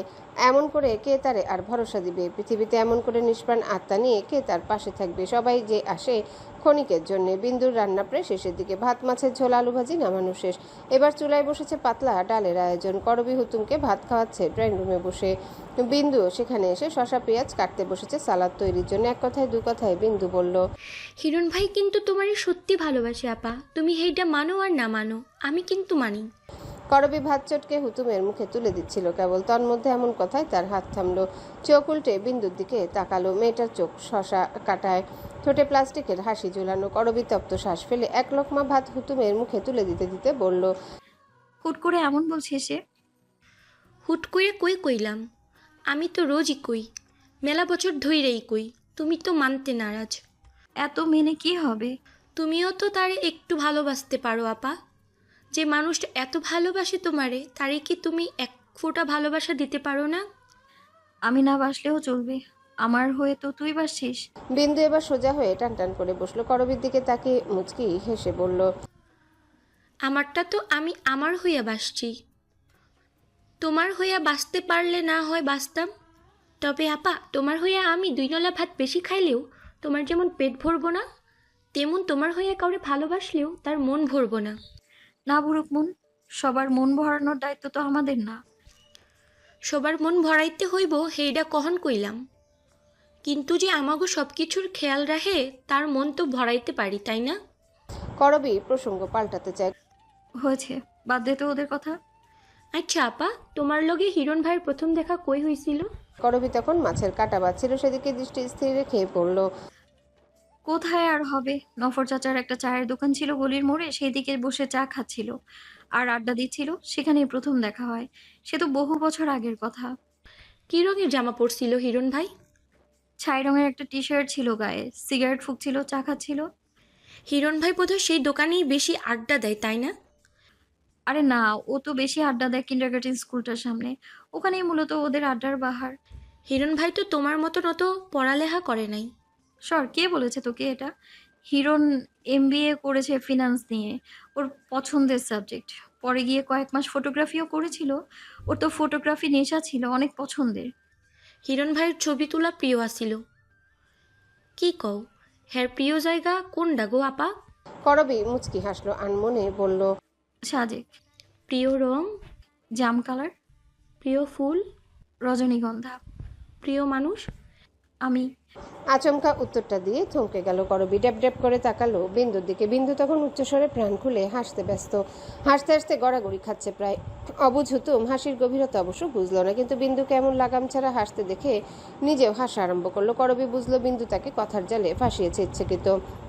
হাসতে হাসতে চোখে জল জমেছে বিন্দুর। বাঁ হাতের কনিষ্ঠা আঙ্গুলটি ব্যবহার করে জল মুছতে মুছতে বলল, হিরণ ভাইয়ের পছন্দের ফুল থেকে শুরু কইরা পছন্দের মানুষের অবধি চেনা। বহু বছর আগে প্রথম দেখার দিন কোন রঙের জামা পরছিল সেইটাও স্পষ্ট তোমার মনে আছে। আর তুমি কি না কও তুমি হ্যারে ভালোবাসো না, সেইটাও আমার বিশ্বাস করতে হইব আপা। ভালোবাসাও অস্বীকার করার মতো ভীতু তো তুমি না, তাইলে অস্বীকার করো কেন? এই বিন্দুর লইগা এত মায়া তোমার আমার লইগা? আকাশে মেঘ ভেসে বেড়াচ্ছে, এদিক ওদিকে মেঘেদের বিচরণ লক্ষ্য করা যাচ্ছে বেশ। করবী বাজারের ব্যাগ হাতে নিয়ে বাড়ির দিকে যাচ্ছে। হুতুম তার পাশে, বাচ্চাটার হাতে কমলা রঙের একটা আইসক্রিম। গত পরশুদিন যে সে বিন্দুর সাথে এসেছে আর যায়নি, বিন্দুও নেয়নি, রেখে গেছে। আপার একলা লাগা ভাব কমাতেই হুতুমকে রেখে যাওয়া। আইসক্রিম খেতে খেতে হুতুমের ঠোঁটটাও কমলা রং ধারণ করেছে। ছোট কমলা রঙের ঠোঁটগুলো কিঞ্চিত নাড়িয়ে করবীর উদ্দেশ্যে বলল, বানির মা, আইস মেলা গরম পড়ছে তাই না কও? করবী হাঁটতে হাঁটতে ওড়না দিয়ে মুখ মুছল। হুতুমের মুখটাও মুছিয়ে দিল পরম যত্নে। অতঃপর উত্তর দিল, হ্যাঁ গো, ভীষণ গরম। তুমি হাঁটতে পারছো তো, নাকি রিক্সা নিব? না না, রিক্সা নিয়ে নাও। হুতুমের ব্যস্ত কণ্ঠে নাতে ভ্রু কুচকালো করবী। সন্দিহান কণ্ঠে বলল, ওমা, কেন রিক্সা নিব না? তোমার পা ব্যথা হচ্ছে না বুঝি? হুতুম গোল গোল চোখে তাকালো। পা ব্যথা হয় না আমার? আর তুমি জানো না এখন রিক্সা ভাড়া অনেক চাইবো। তোমার কতগুলা টাকা নিব ওরা। ছোট হুতুমের বিজ্ঞ কথায় তাজ্জব বনে গেল করবী। ডাগর আঁখি তুলে বলল, বাপ রে, তুমি রিক্সা ভাড়া নিয়েও ভাবো? এবার কোমরে এক হাত চাপলো বাচ্চাটা, নাক মুখ কুচকে বলল, ভাববো না, বিন্দুবালা তো কয় টাকা কামাইতে নাকি অনেক কষ্ট। মানুষের গালি ধমক কত কিছু সহ্য কইরা টাকা কামানো লাগে। ছোট হুতুমের বড় বড় কথায় প্রাণ খুলে হাসলো করবী। মেয়েটা বাচ্চা হতে পারে, কিন্তু জ্ঞানে বুদ্ধিতে একদম পরিপূর্ণ। বিন্দুর জীবনে এমন একটা মিষ্টি মানুষের তো প্রয়োজন, নয়তো মেয়েটা বাঁচত কিভাবে? অসুস্থ একটা বাবাকে নিয়ে বছরের পর বছর পাঠ করতে হতো, কত কষ্টই হতো। রক্ত করবি। ব্যস্ত রাস্তায় নারী কণ্ঠে ভাবনা থেমে গেল করবীর। হাসিও থেমে গেল ডাক শুনে। চোখে মুখে ভর করলো বিস্ময়। অবিশ্বাস্য চোখে পেছনে তাকাতে মধ্যবয়স্ক মহিলাটিকে চোখে পড়ল। তার চিকন ফ্রেমে চশমা চোখ, হালকা বেগুনি রঙের ছিমছাম সুতির শাড়ি পরনে ভদ্রমহিলার। করবীর চোখ মুখ অত্যাধিক শক্ত হয়ে গেল, প্রয়োজনের তুলনায় বেশি শক্ত। কঠিন থেকে কঠিনতম স্বরে এসে শুধালো, আপনার এখানে কি? সাহেব নাকি আর বেঁচে নেই? করবীর চোখের পলক নড়ল মহিলার কম্পমান কণ্ঠে। করবী মুখ ঘুরিয়ে নিল তৎক্ষণাৎ। আশ্চর্য রকমের তীক্ষ্ণ কণ্ঠে বলল, সে তো মরে গিয়েছিল বহু বছর আগেই, যেদিন আপনি ছেড়ে গেলেন। এতদিন শরীরটাই তো কেবল বয়ে বেড়াচ্ছিল, এখন নতুন করে খোঁজ নিতে এলেন কেন এত বছর পর? মহিলাটির চোখে জল থই থই। আমি আজ আবার হসপিটালে গিয়েছিলাম, ওরা জানালো সাহেব তুমি কিভাবে একা আছো। করবী মহিলার এমন বিচলিত ভঙ্গি দেখে তাচ্ছিল্য হাসলো, অবকাশ সাথে বলল, আমি তো একাই, নতুন করে আমার একাকিত্ব নিয়ে আপনার ভাবতে হবে না। নেহাত সেদিন আব্বুর শেষ ইচ্ছে পূরণ করতেই আপনার দুয়ারে ছুটে যাওয়া, না হয় আপনার ছায়াও রক্ত করবী কখনো ছুতো না। মহিলাটি করবীর এমন কথার বানে তাজ্জব বনে গেলেন, বললেন, আমি তোমার। করবী থামিয়ে দিল কথা। কেউ নন আপনি আমার, কেবল আমার আব্বুর সাহেবা আপনি। তাছাড়া আপনার সাথে আমার কোনো সম্পর্ক নেই। আমি জন্ম থেকে আব্বুবিহীন পৃথিবীতে কাউকে কল্পনাও করিনি, পাশে পাইনি, আজও কেউ নেই আমার। আমাকে অস্বীকার করো ঠিক আছে, কিন্তু নিজের জন্ম তো তুমি অস্বীকার করতে পারো না। আর যার জন্য জন্ম পেলে তাকেই বলছো কেউ না। আরোরা ক্যাফেতে বসে আছে করবী, চোখে মুখে প্রচন্ড অসন্তোষ ভাব। হুতুম সবে গরম স্যান্ডউইচে এক কামড় বসিয়েছে। কামড় বসে এক অনন্য অপরিচিত স্বাদে তার প্রাণ জুড়িয়ে এলো। চোখ বন্ধ থাকা অবস্থাতেই বলল, আরে বানির মা, এই স্যান্ডউইচটা তো অনেক মজা। কই বিন্দুবালা যে একদিন আনছিল, সেই দিন এত মজা তো পাই নাই। করবী হুতুমের চুল গুছিয়ে দিতে দিতে বলল, বিন্দু এনেছিল কবে? এই যে একদিন কই জানি গেল না, সেই দিন মনে হয় নষ্ট আছিল। করবী হাসলো।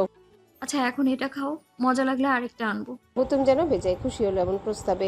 চপাস করে একটা চুমু খেয়ে ফেললো করবীর গালে। তা দেখে সামনের মহিলাটা সামান্য অবাকি হলেন, শুধালেন, কে ও? করবীর ধ্যান হুতুম থেকে সরে মহিলার উপর পড়ে। হুবহু দেখতে তারই মতন ভদ্র মহিলার মুখটি, কেবল পার্থক্য বয়সে, নয়তো মানুষ ভুল করে তাদের যমজ ভেবে ফেলতো।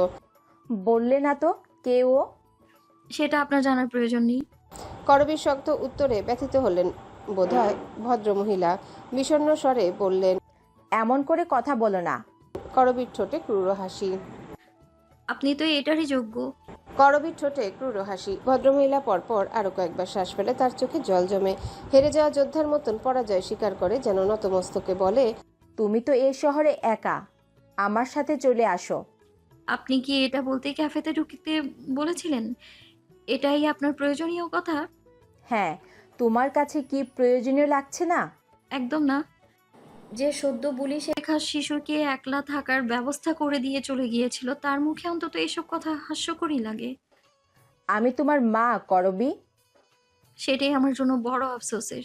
কথাটা বলেই করবী উঠে দাঁড়ালো। হুতুমকে কোলে করে বেরিয়ে গেল ক্যাফে থেকে। ন্যূনতম আসছি বলার ভদ্রতাটুকুও দেখালো না। ভদ্রমহিলা সেদিকে তাকিয়ে দুফোঁটা আনুষ্ঠানিকতার অশ্রু ঝরালেন। সন্তানের কাছে এতটা অবজ্ঞার পাত্রী হবেন কখনো কল্পনা করেননি বোধহয়। টিভি দেখছে তুষার। কোনো এক খবর চলছে। তাসনিম বেগম ঘর থেকে বেরিয়ে এসে ছেলের পাশে সোফাটায় নীরবে বসলেন। হয়তো কিছু বলতে চান, যা ওনার ভাবভঙ্গিতে স্পষ্ট। তবে সেদিকে তেমন ধ্যান দিল না তুষার। তার সকল ধ্যান জ্ঞান যেন সপেছে টিভি স্ক্রিনে। বেশ কিছুক্ষণ সময় নিয়ে তিনি গলা পরিষ্কার করলেন, দৃষ্টি আকর্ষণের চেষ্টা করলেন সূক্ষ্মভাবে। তুষার বিরক্ত হলো বেশ। কিছু বলার হলে সোজা সাপটা বললি পারো। তুষারের কপালের 3 ভাঁজে তাসনিম বেগম যেন একটু থতমতই খেলেন।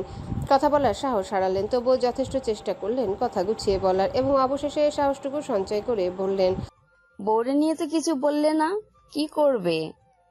মায়ের কথায় তুষারের কপালের ভাঁজ আরো ঘন হলো। আমি কি করব? তুমি কোনো সিদ্ধান্ত জানাও। আমি কেন সিদ্ধান্ত জানাবো? বিয়ের সময় কি আমাকে জিজ্ঞেস করছিলে? আমার তখন আর সিদ্ধান্ত শুনতে চেয়েছিলে?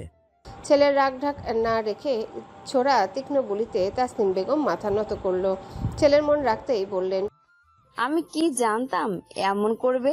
ভেবেছিলাম তো ভালোই হবে। তো বানানো নি?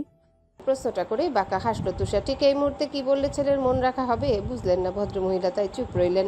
এতে তুষারের যেন হাসি আর একটু প্রশস্ত হলো। বেশ তাচ্ছিল্য করেই বলল, মেয়েটা ভালো নাকি খারাপ সেটা বলতেও দ্বিধা করছো না, তাই না?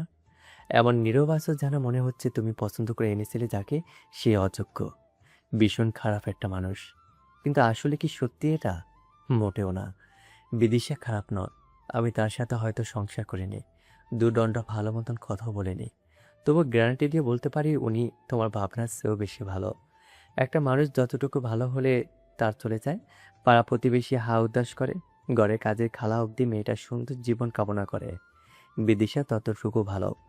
যদি খারাপই হতো তাহলে এতগুলো বছর স্বামীর সাথে ন্যূনতম যোগাযোগ না করেও এক দ্বারে সংসার করে যেত না। সমস্যা হলো কি, আমরা বুক ফুলিয়ে ভালোকে ভালো বলে মর্যাদা করতে পারি না। কথা শেষ করে তপ্ত শ্বাস ফেলল তুষার। টিভি স্ক্রিনে আর মনোযোগ স্থাপন করতে পারল না। হুট করে কেমন বিরক্তি ধরে গেল চারপাশটায়। তেতো হয়ে এলো মগজ। সে উঠে দাঁড়ালো। ঘরের দিকে পা বাড়াতে তাসনিম বেগম ঝলমলে কণ্ঠে বলে উঠলেন, তাহলে বউকে ফিরে আসতে বলি। তুষার ঘাড় ঘুরিয়ে মায়ের দিকে তাকালো। বড় অসহ্য লাগলো তার এই মাকে। মায়েদের এতটা অসহ্য হয়তো কোনো সন্তানের কাছে লাগে না, অথচ তুষারের কাছে লাগছে। কারণ তার মা মারাত্মক রকমের স্বার্থপর একজন মানুষ। সে কেবল নিজের সন্তান, নিজের সংসার, নিজের সুখ এসবই ভেবে গেল। তুষার মৃদুস্বরে বলল, তোমার মনে হয় ওনাকে ফিরে আসতে বললেই ফিরে আসবে? কখনই না। ফিরে আসার জন্য উনি যাননি। যতটুকু চিনেছি আমি বলতে পারবো উনি কেমন। আমরা মরে গেলেও উনি আর আসবে না। তাছাড়া কিছুদিন আগে যে মেয়েটার প্রতি এত অভিযোগ তুলে তাকে বাড়ি ছাড়া করলে, সেই মেয়েটাকে কেন আবার ফেরাতে চাও? আমি বলেছি বলে? আমি তো তাকে ভালো বলেছি কেবল। ভালোবাসি কিংবা ভালো লাগে এটা তো বলিনি। পৃথিবীর এমন কত কোটি কোটি মানুষই ভালো, তাই বলে কি সবার সঙ্গী আমার সংসার পাতাবে? তুষারের শেষের বাক্যটিতে ছিল যেন চরম মুখ ঝামটি। ছোট হয়ে এলো মায়ের মুখটি। সন্তানের ভালো চাইতে গিয়ে কখন তাদের থেকে এতটা দূরের হয়ে গেল সেটা যেন মায়ের মন বুঝতেই পারল না। ঘুরিদের বাসায় আজ হুতুম সহ এসেছে। করবী নিয়ে এলো। বাচ্চাটা তো ঘরে একা থাকতে পারবে না, তাই ঘুড়ি অবশ্য বেশ খুশি হয়েছে হুতুম এসেছে বলে, না হয়তো মুখ বিরস করেই বসেছিল সারাটা দিন। হুতুম খেলছে একটা লাল পুতুল দিয়ে, ঘুড়ির জন্মদিনে ওর বাবা ওকে উপহার দিয়েছিল এটা। করবী হুতুমকে খেলতে দিয়ে ঘুড়ির সাথে কথা বলছিল। মেয়েটা কোনো একটা ব্যাপার নিয়ে ভীষণ চিন্তিত বিধায় সে জিজ্ঞাসা করলো কি হয়েছে, অথচ তখনই ঘুড়ির সে কি কান্না। তার পাশের ফ্ল্যাটে সেই গুরুগম্ভীর মানুষটার নাকি বিয়ের কথা চলছে। গতকাল লোকটার মা এসেছে, ঘুড়ির মাকে বলেছে মেয়ের খোঁজ থাকলে জানাতে। এটা শোনার পর থেকে ঘুড়ির খাওয়া ঘুম উধাও। করবী সবটাই মনোযোগ দিয়ে শুনলো, সান্ত্বনা দিয়ে ঘুড়ির কান্নাও থামালো। কিন্তু সে ঠিক বুঝে উঠতে পারলো না যে লোকটার ভাবি ঘর ছেড়ে চলে গিয়েছে। সেই লোক হুট করে বিয়ের সিদ্ধান্ত কিভাবে নিল, সে পরিবারের মানুষই বা কিভাবে এমনটা ভাবতে পারলো। ঘরের বইয়ের প্রতি কি কোনো মায়া নেই তাদের? এসব ভেবেই মনের ভিতরে একটা ক্ষোভ জন্মালো করবীর। ঘুড়িদের পাশের ফ্ল্যাটের অপরিচিত পরিবারটার প্রতি তার যেন একটা অনীহায় চলে এলো। ঘুড়িকে ছুটি দিয়ে করবী যখন রাস্তায় নামলো তখন বিকেলের প্রায় শেষ ভাগ। হিরণ এসে দাঁড়িয়ে আছে রাস্তায়। হুতুম মাস্তানকে পেতেই ছুটে গেল, পেছন পেছন এলো করবী। হিরণ হাসি মুখে হুতুমকে কোলে তুলে নিল, ভ্রু নাচিয়ে করবীকে উদ্দেশ্য করে বলল, কি ব্যাপার, আজ আসতে বললে যে? বাইক এনেছো? হিরণ উপর নিচ মাথা নাড়ায়, দূরে দাঁড়িয়ে করিয়ে রাখা বাইকটা দেখিয়ে বলল, ওই যে এনেছি। করবী নিজেদের থেকে অতটা দূরে বাইক থামানো দেখে কিছুটা অবাকই হলো, যেন অবাক কণ্ঠে বলল, অতটা দূরে রেখেছো যে? হিরণ মাথা চুলকালো মিছিমিছি। হুতুমের গালে চপাস করে চুমু খেয়ে বলল, ভেবেছিলাম তুমি হেঁটে যাবে, বাইক দেখলে তুমি আমাকে আর তোমার সাথে হাঁটতে দেবে না, জোর করে বাইকে পাঠাবে, তাই দূরে দূরে রেখেছিলাম, যেন সময় করে মিথ্যে বলে তোমার সাথে হাঁটার সুযোগ পাই। করবী তাজ্জব বনে গেল। কি বলছো? বাইকটা যদি চুরি হতো? হয়নি তো কখনো, এর আগেও তো কতবার রাখলাম। করবী কপাল চাপড়ালো। কোনো মানুষ ভালোবেসে এমন বোকা হতে পারে? হিরণকে না দেখলে বুঝতোই না। 6 তলা বিশিষ্ট বাড়িটির 4র্থ তলাতেই বিদিশাদের ফ্ল্যাট। ছিমছাম একটু ফ্ল্যাট, 2টো রুম আছে, একটা মাঝারি আকারের ড্রয়িং রুমের সাথে আছে রান্নাঘর। সাদা ঝকঝকে রুমগুলো। করবী বসে আছে বিপাশার রুমের খাটে। টিয়ে রঙের একটা বিছানা চাদর বিছানো রুমটাতে। খাটের সাথে ছোট টি টেবিলে শরবত, কেক আর ফল দিয়ে গিয়েছে বিদিশার মা। করবীকে দেখে যে মেয়েটা ভীষণ খুশি হয়েছে তার বলার অপেক্ষা রাখে না। হুতুম বিদিশার বাবা জামাল ভুইয়ার সাথে ড্রয়িং রুমে বসে খেলছে। তুমি এসেছো, আমি ভীষণ খুশি হয়েছি আপু। আমি ভাবতে পারিনি তুমি আসবে। বিদিশা যে সত্যি খুশি হয়েছে তা তার চকচকে চোখ মুখ দেখেই বোঝা যাচ্ছে। করবী বিদিশার মাথায় হাত বুলিয়ে দিল, কোমল স্বরে বলল, কেন ভাবতে পারোনি? আমি কি তোমার কেউ না? বিদিশা জিভে কামড় দিল। এমন কথা বলো না আপু, কয়েকদিন তুমি আমার অনেকটা আপন হয়ে গিয়েছো। করবী হাসলো, শরবতের গ্লাসটা হাতে নিয়ে এক চুমুক শরবত পান করলো। দৃষ্টি তার বিদিশার দিকে। মেয়েটার চোখ মুখ শুকনো, গালে ব্রণ দেখা যাচ্ছে, চোখের নিচে কালি। এমন লাস্যময়ী সুন্দরী মেয়েটার মুখে এত অযত্নের ছাপ দেখে তার বড় মায়া হলো। নরম স্বরে বলল, তোমার শ্বশুরবাড়ি থেকে আর কেউ কোনো যোগাযোগ করেনি তাই না? করেছে, আমার দেবর করেছে। কেউ আসেনি? ভাইয়া আসতো, কিন্তু সে তো এখন শহরের বাইরে গিয়েছে ব্যবসার কাজে, না হয় ঠিক দেখা করতো। করবী ছোট করে বলে, আচ্ছা আপু, তোমার সাথে যিনি এলো তিনি কে ছিল? তোমার তো তেমন ভাইটাই ছিল না শুনেছিলাম। এবার একটু হোঁচট খেলো করবী। হিরণের আসলে কি পরিচয় তা নিয়ে দ্বিধাদ্বন্দ্বে ভুগলো সে। তাই কতক্ষণ সময় কাটলো মৌন। অতঃপর ক্ষীণস্বরে বলল, বন্ধু। বন্ধু কথাটা শুনে ফিক করে হেসে দিল বিদিশা। বন্ধু? বন্ধুই হবে হয়তো, আমি তো কি না কি ভাবলাম। করবীর নতমস্তকে বলল, কি ভেবেছিলে? এই তো ভেবেছিলাম প্রেমিক হবে। বিদিশার কথাটা যেন ঝনঝনিয়ে কানে বাজলো। করবীর তড়িৎ বেগে চোখ তুলে তাকালো, ব্যস্ত কণ্ঠে বলল, না না, অমন কিছু নয়। করবীকে বিচলিত হতে দেখে কিছুটা সন্দিহান চোখে তাকালো বিদিশা। কণ্ঠ খাদে নামিয়ে বলল, আচ্ছা আচ্ছা ঠিক আছে, বুঝেছি। তুমি এত বিচলিত হচ্ছ কেন?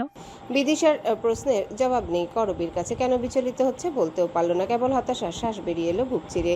এই যে বুকের ভিতর একটা সংশয় নিয়ে ঘুরছে সে, সেই সংশয়ের কথা কেমন করে বুঝাবে মানুষকে? এই যে সে যেখানে ভালোবাসা পাচ্ছে সেখানে গলে জল হয়ে যেতে চাচ্ছে, এমন কথা শুনলে মানুষ হাসবে না? হাসবে, অবশ্যই হাসবে। মানুষ তাকে চরিত্রহীন বলে আখ্যায়িত করবে, বলবে তার বড় লোভ পুরুষের প্রতি। অথচ তেমনটা নয়। তার যে লোভটা কোথায় সে ঠিক বুঝে উঠতে পারছে না। কার কাছে যাবে সেই দ্বিধা কাটানোর জন্য? কে কাটাবে?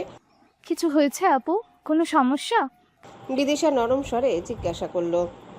করবী ছোট উত্তর দিল, না। কোনো সমস্যা হলে আমাকে বলতে পারো আপু, আমরা দুজনে মিলে না হয় সমাধান করব। বিদিশা সর্বোচ্চ ভরসা দেয়। করবীও যেন কিছুটা ভরসা পায়। জায়গাটা ভীষণ বিশ্বস্ত মনে হয়। সে কিছুটা অনিশ্চয়তা বোধ নিয়ে বলে, আসলে আমাকে যে দিতে এলো সে আমায় পছন্দ করে, মানে ভালোবাসে। বুঝতে পেরেছি, তাই চোখ মুখে সে কথা বলে গিয়েছে। বুঝতে পেরেছিলে? হ্যাঁ, তা সে তোমাকে ভালোবাসে মানলাম। আর তুমি? ঠিক এই প্রশ্নটা তো তারও মন জুড়েই বিচরিত। সেও কি হিরণকে ভালোবাসে নাকি সবটাই মায়া মোহ টান? মেঘ স্বরে সে বলে।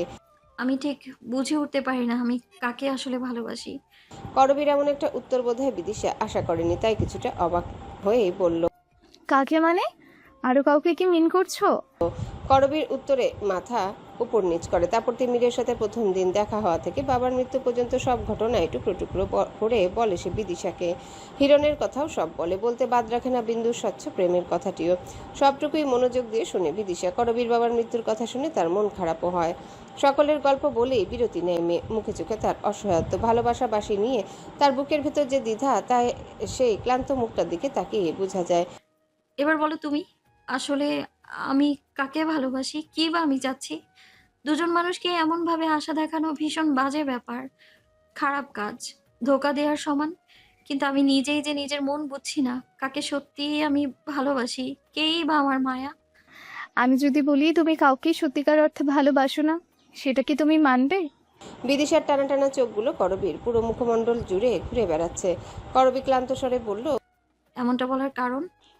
আসলে আপু, আমরা যদি কাউকে সত্যিকার অর্থে ভালোবাসি তাহলে দ্বিতীয় কাউকে ভাবতে পারি না আর। তুমি যদি হিরণ ভাইয়াকে ভালোবাসতেই তাহলে হয়তো আরেকজন তোমার জীবনে আসতে পারতো না। আসলে আমরা মানুষেরা বরাবরই ভালোবাসার জন্য পাগল। আমরা ভাবি ভালোবাসা পেলে আমরা দুনিয়া ছাড়ার ক্ষমতা রাখি। আসলে তাই, ভালোবাসার লোভ বড় লোভ। তার উপর তোমার জীবনে কেউ নেই, মা ভাই বোন বন্ধু বান্ধব আত্মীয় স্বজন কেউ না। তাই তুমি যেখান থেকে একটু স্নেহ একটু ভালোবাসা পাচ্ছ সেখানেই আটকে যাওয়ার চেষ্টা করছো, যার ফলস্বরূপ দুজন ব্যক্তির প্রতি তোমার অনুভূতি চলে আসছে। একজন ভাইয়া সুখে দুঃখে তোমাকে ভালোবেসে গেছে নিঃস্বার্থে, তুমি সেটা জানো, তাই তার প্রতি তোমার মায়া কাজ করছে। অনেক বছর যখন আমরা কিছু পেতে পেতে অভ্যস্ত হয়ে যাই তখন সেটা মনে হয় আমাদের অধিকার, কিন্তু আসলেই কিন্তু তা নয়। আবার তুমি দ্বিতীয় যে মানুষটার প্রতি টান অনুভব করো সেটা আকর্ষণ থেকে। এই যে হুটহাট বিপদে একজন মানুষ তোমাকে সাহায্য করছে বিনা স্বার্থে, তোমার প্রতি তার অধিকার দেখিয়েছে, তুমি এতেই ভেবে ফেলেছ এই নশ্বর জীবনে তোমার বোধহয় নিজের একটা মানুষ হলো, এবং তাই তার প্রতিও তুমি দুর্বল ভাবছো নিজেকে। আসলে দুর্বলতা একটি আপেক্ষিক বিষয়। আমাদের খুব খারাপ সময় কেউ আমাদের সাথ দিলে আমরা তার প্রতি দুর্বল হয়ে যাই, সে যাই হোক। তোমার ক্ষেত্রেও তাই। এই যে আগে কখনো তুমি ভাবোনি তুমি হিরণ ভাইয়াকে ভালোবাসো, সেটা কেন? কারণ আগে তোমার সুখে দুঃখে কে সে ভালোবেসে গেলেও কোনো বিপদে তো পাওনি, তাই দুর্বলও হওনি। আর দুর্বল হওনি বলেই হিরণ ভাইয়া আসলে তোমাকে কতটুকু ভালোবাসে তা উপলব্ধি করনি। এই যে এখন তোমার এমন একা সময়ে এসে সাথ দিচ্ছে, তাই তোমার মনে হচ্ছে তুমি তাকে ভালোবাসো। মূলত বিপদে তাকে সাথে পাওয়ার পর দুর্বলতা তৈরি হয়েছে তোমার মনে। যদি ওই ভাইয়াটা এখন তোমার পাশে থাকতো তাহলে বোধহয় জীবনে কখনোই তোমার এমনটা অনুভব হতো না। মূলত মানুষ যখন একা হয়ে যায় তখন যাকে পায় তাকেই আঁকড়ে ধরে বাঁচতে চায়, মানুষের স্বভাবই এটা। তুমি তার বাহিরে যে নও। বিদিশার এত সুন্দর উপস্থাপনা এবং যুক্তির কাছে করবীর সকল দ্বিধাদ্বন্দ্ব যেন কর্পূরের মতন উবে গেল। মেয়েটা তার চেয়ে বয়সে ছোট হলেও প্রচন্ড বুঝদার, এতটা বুঝদার বোধহয় সে কখনোই হতে পারবে না। তাদের কথার মাঝে বেল বেজে উঠল। বিদিশার মা হাঁক ছেড়ে বলল। বিদু, দেখ কে এসেছে।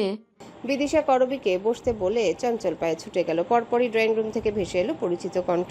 করবীর বুক ছলাৎ করে উঠল। বিদিশা ছুটে এসে বলল। আপু, আমার দেবর এসেছে। আজ কি সৌভাগ্য আমার, তোমরা সবাই এসছো দেখতে। করবীর বুকের হৃৎপিণ্ডটা থেমে থেমে কাঁপলো। বিদিশার দেবরের সাথে তিমিরের কণ্ঠের এত মিলে তার মস্তিষ্ক তাজ্জব বনে গেল।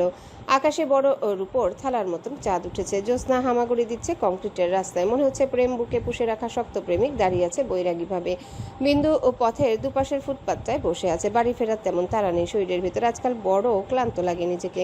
এই এত জনবহুল শহরটাতে তার ক্লান্তি মোছার মানুষের বড়ই অভাব। 18 বর্ষীয় জীবনটায় 80 বছরের তিক্ততা যেন ভর করে আছে। এই যে শরীরের কোনো অঙ্গে ক্ষত হয়ে যখন সেটা ক্যান্সারে পরিণত হয়, ডাক্তার তখন অঙ্গটা কেটে ফেলার সিদ্ধান্ত নেয়। অথচ এই যে দুঃখটা গোগ্রাসে বুকের ভিতর যন্ত্রণা গেথে গেথে ক্যান্সার তৈরি করে দিচ্ছে, তা কেটে ফেলার কোনো গতি নেই। বাজারে কোনো সস্তার মলমও নেই সে ক্ষত কমানোর। বিন্দু তপ্ত শ্বাস ফেলল। রূপালী চাঁদ বুকে নিয়ে হাসতে থাকা মস্ত বড় আকাশের দিকে তাকিয়ে পড়ল। খোদা, 4 আনার জীবনে দুঃখ দিল 14 আনা। এবার এই জীবন বইয়া নাও, শক্তিও দাও। বিন্দু সৃষ্টিকর্তা নীরবে বোধহয় প্রার্থনা শুনে। মস্ত বড় আকাশ তো কথা বলতে জানে না, জানলে নিশ্চয়ই সান্ত্বনা দিত মেয়েটাকে। হু হু করে শূন্য বাতাস বয়ে যায় গা ছুঁয়ে। কিরে, রাস্তার মাঝে এমন করে বসে আছোস কেন? মনে হচ্ছে কুল কিনারাহীন মানুষ তুই। পরিচিত পুরুষটির কথায় মুখ তুলে তাকাতে ক্লান্ত মনটা শীতলতায় ছেয়ে গেল, যেন খোদা শুনে নিল প্রার্থনা। বাজারে সস্তার মলম হয়তো নেই, তাই দুঃখ কমানোর মানুষ পাঠিয়ে দিলেন তিনি। এবার এই জীবন বইয়ে নেওয়ার শক্তিও দাও। হিরণ বাইকটা আরেকটু সামনে নিয়ে রাখলো, তারপরে সে বসলো বিন্দুর পাশে। মিছিমিছি কপাল কুচকে বলল, কেন, এখানে কি আমার আসা নিষেধ? আরে না না, কোনো কামে আইসো কিনা জিগাইলাম। তো কামেই তো আইছি, এই যে তোর লগে বইসা থাকার কামে আইছি। বিন্দু হা হা করে হাসলো। লোকটা তার সাথে কেমন যেন তার মতো নাটকীয় ভঙ্গিতে কথা বলে, টেনে টেনে সুর ধরে। হাসছিস কেন? তুমি এমন কইরে কথা কইলে আমার হাসি আহে। কেমন কইরা কইলাম? বিন্দু দম নাই। হিরণ ভাই যে কথা পেঁচানোতে বাড়াবাড়ি রকমের অসাধারণ তা মেয়েটার জানা, তাই সে কথা আর পেঁচাতে না দিয়ে আগের প্রসঙ্গে গেল। বললে না কি এর লইগ্গা ইহানে আইসো? তুই কি বধির হয়ে যাচ্ছিস বিন্দু? বললাম না তোর জন্য আসছি। ভাবলাম এই পথে যাচ্ছি যেহেতু তোকে নিয়ে যাই। মিছা কথা কও না তো। হিরণ তাজ্জব বনে গেল, কি অদ্ভুত, মেয়েটা তার সত্যি কথাটাকে বিশ্বাসই করছে না। হিরণ এবার অধৈর্য আর খানিকটা বিরক্ত হলো। মিথ্যা কথা আমি বলি? না। তাইলে তুই কেন বিশ্বাস করছিস না আমি তোকে নিতে আসছি? সরল চোখের মিচমিচে কালো রঙের মেয়েটা এবার অদ্ভুত হাসলো, মায়া মায়া স্বরে বলল, কেন জানি আমার ভালা কিছু বিশ্বাসই হইতে চায় না হিরণ ভাই। আমার মনটা ফাল দিয়ে উঠে, কলিজাটা ধরফর কইরা উঠে। আমি অবাক হইয়া যাই আমার এমন ভালা ভাগ্য দেখলে। আমার এমন ভাগ্যেও হিরণ ভাইয়ের মতো মানুষের সাথে পামু তা আমি মানতেই পারি না। বিন্দু সহজ সরল স্বীকারোক্তিতে মুখটা ছোট হয়ে এলো হিরণের। রূপালী চাঁদ প্রেম ছড়ানোর বদলে যেন ছড়িয়ে দিল এক বুক আফসোস। হিরণ অসহায় কণ্ঠে বলল, এমন করে বলছিস কেন বিন্দু? আমি কি এতটাই খারাপ? হিরণের প্রশ্নে ব্যস্ত হয়ে ওঠে বিন্দু। চঞ্চল কণ্ঠে বলে, আরে না, তুমি খারাপ হিরে কখন কইলাম? খারাপ যে আমার ভাগ্য হিরণ ভাই। আপার মতন অমন রাজভাগ্য যে আমার রইল না। তোর আপার রাজভাগ্য? তা নয় তো কি, যেই ভাগ্যে হিরণ ভাইয়ের মতো মানুষের ভালোবাসা আছে এই ভাগ্য রাজার ভাগ্যই তো। অমন কপালের মানুষের দিকে আমার খালি তাকাইয়া থাকতে ইচ্ছা করে জানো। আল্লাহ কেন আমারে অমন একটা ভাগ্য দিল না তা ভাইবা অভিযোগও জমে। কিন্তু এত রাগ অভিযোগ কইরা কী লাভ, তাই না হিরণ ভাই? তোমারে তো আর পামো না। হিরণ নিরুপায় হয়ে যায় বিন্দুর এমন সরল আফসোসে। চাঁদের আলো পড়ায় অমানিসা গায়ে মেখে হা হুতাশ করে দুঃখ উড়ানো মেয়েটার দিকে সে তাকিয়ে থাকে পলক্ষী। নিজেকে বড় পাষাণ লাগে। এমন একটা মানুষের ভালোবাসা স্বীকার করার সাহস তার নেই। কেন যে সৃষ্টিকর্তা যার জন্য মায়া দেওয়ার তার জন্য না দিয়ে অন্য কারোর জন্য দিল? এত অদ্ভুত কাজ করলো। করবি বসে আছে বিছানার এক কোণে, বিস্ময়ে টইটুম্বর তার ভেতরটা। তার সামনে চেয়ারটাতে বসা তিমির। সে আশ্চর্যের সপ্তম আকাশে চলে গিয়েছে। যদিও বিদিশাকে দুজনাই কিছু বলেনি, তবে সে আজ করে ফেলেছে এতক্ষণে যে দুজন দুজনকে দেখে এতটা হতভম্ব হওয়ার কারণ কি? তুমি ভাবিদের বাসাতে কোন উপলক্ষে, কোন কারণে, আমি কিছুই বুঝছি না। প্রথম কথাটা বলল তিমির। করবির ভেতরে তখন কালবৈশাখী ঝড়ে লণ্ডভণ্ড হয়ে যাচ্ছে সব হিসেব কাছে বড় এলোমেলো লাগলো। ভাবি বলেছিল তার দেবর নাকি একজনকে ভালোবাসত। ঘুরি বলেছিল ভাবির দেবর নাকি দেবদাস হয়েছে কোনো এক মেয়েকে প্রচণ্ড ভালোবেসে। তবে কি তিমির সেই দেবর? কই, তিমির তো কখনো তাকে এসব বলেনি। করবি চুপ থাকায় উত্তর দিল বিদিশা, আপু, ঘুড়ির ম্যাডাম, আমাদের পাশের ফ্ল্যাটের মেয়ে ঘুড়ি, চেনই তো ভাইয়া। বুঝলাম। কথা আরও বাড়ত, কিন্তু তার আগে হুতুম কান্না জুড়ে দিল সে আর থাকবে না এখানে। সে বাসায় যাবে, বাসায় গিয়ে সে ঘুমাবে। সে আর এই বাসাতে থাকবে না। জামাল ভুইয়া কত রকমের বুঝ দিতে চাইলেন, কিন্তু বাচ্চাটা বুঝলে তো।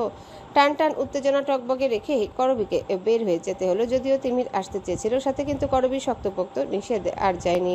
তাছাড়া ভাবির সাথে তার জরুরি আলাপও আছে। করবি বেরিয়ে যেতে বিদিশা না জানার ভান ধরে তিমিরকে শুধালো, আপুকে চেনো কিভাবে ভাইয়া? তিমির একটু দোনমনো করছিল। কতক্ষণ ভেবেচিন্তে সে উত্তর দিল। চিনি একভাবে। ছোট ছোট ভাঙা ভাঙা উত্তরে বিদিশা মুখ লুকিয়ে হাসলো। কেবল চেনো নাকি অন্য কিছু? তিমির ঠিক এই সন্দেহটাই করেছিল। বিদিশা যে তাকে এমন প্রশ্ন জিজ্ঞাসা করবে তার বুঝার বাকি ছিল না তার। সেই সাথে সাথেই উত্তর দিল না, রয়েস হয়ে জিরিয়ে জবাব দিল, অন্য কিছু। অন্য কিছুটা কি? পছন্দ করো? ভালোবাসি। বিদিশা এতটা আশা করেনি। সে ভেবেছিল বড়জোর তিমির মেয়েটাকে পছন্দ করে বলবে, কিন্তু সরাসরি ভালোবাসার কথাটা স্বীকার করবেও ভাবেনি। কি জানি হুট করে জানা অজানা ভাবনায় বিদিশার মনটা ছোট হয়ে গেল। আনমনে বলল, করবি আপুকে কিন্তু ভীষণ পরিচিত একজনের মতো লাগে, তাই না? বিদিশার ছোট্ট প্রশ্নে বুকে কামড় দিল তিমিরের। যেন একসময় চুরমার হয়ে যাওয়া হৃৎপিণ্ডটাতে আবার কেউ আঘাত করলো। অতীত যাকে তিমির বরাবরই অস্বীকার করে এসেছিল নিজের সাথে, নিজের যুদ্ধ চালিয়ে সেই অতীত যেন রাজকীয় বেশে হাজির হলো এখন। যেই অতীতকে ফিরিয়ে দেওয়ার ক্ষমতা নেই তার, বুক চিরে বেরিয়ে এলো দীর্ঘশ্বাস। আশা করি ধরতে পেরেছিলে? বহু আগেই। তবে ভালোবাসাটা কার জন্য? করবী আপুর জন্য না আশাবুড়ির অবয়বের জন্য? রক্তকরবী হিসেবে তাকে ভালোবাসো নাকি আশাবুড়ির মতো বলে ভালোবাসো ভাইয়া? যে এক প্রশ্ন তিমির তার বুকের মাঝে দাফন করে ফেলেছিল, সেই প্রশ্নের নতুন করে মুখ তুলে তাকানোতে দিশেহারা হয়ে গেল সে। কি বলবে, কিভাবে বলবে বুঝে উঠতে পারলো না। বুকের ভেতর ভাষাদের তোলপাড় চললেও কণ্ঠে রইল নিশ্চুপ, যেন বাক্যহীনতায় প্রাণ দিয়েছে বাকশক্তি। মৌনতার মাঝে যেন চতুর্বিদিশা উত্তর খুঁজে পেল। কণ্ঠ কিছুটা খাদে নামিয়ে বলল, মেয়েটা বড় একা, এই পৃথিবীতে নাকি তার কেউ নেই। একজনকে কল্পনা করে আর একজন মানুষকে ভালোবাসার মতন অন্যায় মেয়েটার সাথে হলে এই পৃথিবীতে নিঃস্ব মেয়েটা বাজেভাবে হেরে যাবে। ও একা, তাও মেনে নিবে, কিন্তু যখন ও ভালোবাসা পাওয়ার পর জানবে ওকে দেওয়া ভালোবাসাগুলো আসলে অন্য কাউকে কল্পনা করে ওকে ভালোবাসছে, মেয়েটা বিশ্বাস করো মরার আগে সেদিন একবার বেঁচে থেকেও মরে যাবে। কাউকে এমনভাবে ঠকিও না ভাইয়া যেন আল্লাহর দরবারে মানুষ সব দায়ভার ছেড়ে দেয়। একটু ভেবো, তুমি তো বুদ্ধিমান। বিন্দু ব্যস্ত হাতে করবীকে বারবার তাড়া দিচ্ছে। করবী রান্নাঘর থেকে ঘাম মুছতে মুছতে এলো, নাক মুখ কুচকে বলল, অমন করছিস কেন, কি হয়েছে? তাড়াতাড়ি ফর্ম কয়টা পূরণ কইরা দাও না আপা, হুতুমডার স্কুলে ভর্তি করুম। করবী তার সামনে থাকা সাদা কাগজটা তুলে নিল, বলল, জন্ম নিবন্ধন ফর্ম? আচ্ছা, পূরণ করছি। কথা শেষ করেই সে হাতে কলম তুলে নিল। প্রথমেই লিখলো হুতুমের নাম। বিন্দু জিভে কামড় দিল। আরে আপা, হুতুমের নাম হুতুম দিছো কেন? করবী ভ্রু কুচকালো। ওর নাম যেটা সেটা দিব না? আরে না, হুতুমের ডাক নাম এইটা, ভালা নাম তো, দৃষ্টিনন্দিতা। দৃষ্টিনন্দিতা? এত সুন্দর নাম, আগে কখনো বলিসনি যে। খুশিতে বিন্দু চোখ চকচক করে উঠলো। শখ কইরা রাখছিল ওর বাবা।